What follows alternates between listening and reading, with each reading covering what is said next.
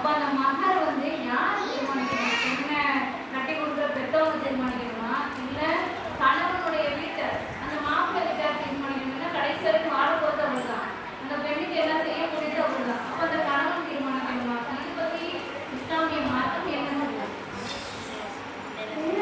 ஒரு தவறான விஷயம் இருக்கு. மகன் என்பது மாப்பிள்ளை வீட்டுக்காரங்க தீர்மானிக்கிறாங்க. இதுல பெண்ணோடைய விருப்பம் தான் இது மிகவும் முக்கியம். அன்றாட பெண்ணுக்கு அவர்கள் திருமணத்தோடைய மனப்பூர்வமாக கொள்வது அது ஏதேனும் ஒரு முக்கியோடு மகிழோடு புரிதல் இதெல்லாம் அந்த பெண்ணை தெரிகிறது. மகன் என்பது பெண்ணுடைய சொத்து, அதை கொடுத்தது என்பது கணவனுடைய கடமை. இதற்கு ஒரு அழகான சம்பவம் இருக்குது.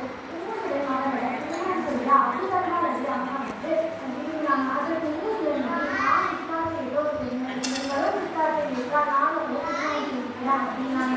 அதற்கு பின்னர் அவர் இஸ்லாத்தையும் ஏற்றாரு. அதுவே அவர்களின் மகளாக அமைந்தது. இதற்கு நம்ம சொல்ல முடிகிறது, மகள் என்பது வெறும் பணம் மட்டும் கிடையாது. அது ஒரு பெண்ணுக்கு கணவன் கொடுக்கக்கூடிய உரிமை, தன்மை, அவர்களுடைய மதிப்பு.